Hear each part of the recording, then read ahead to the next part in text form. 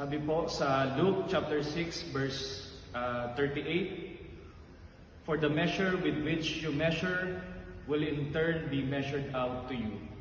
Isa po sa mga nakakalungkot na realidad at karanasan ng ating mundo ngayon ay tayo po ay namumuhay sa isang mundo na punong-puno ng mga judgment, hate at saka mga criticism.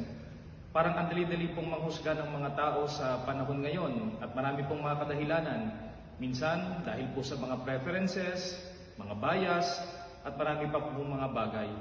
At ang nagiging epekto po nito sa tao ay totally ang daming mga tao ang naaapektuhan emotionally, physically dahil po sa mga judgment na ito. Pero bilang Kristiyano, tayo po ay tinatawagan na tayo po ay magkakapantay, iisa po tayo ng dignidad.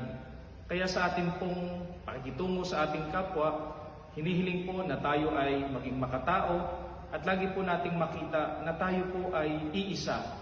Magkakapantay po tayo ng dignidad. Kaya tayo po ay manalangin. Maraming makapangyarihan, kami pong lahat ay magkakapantay bilang mga magkakapatid na iisa ang Ama.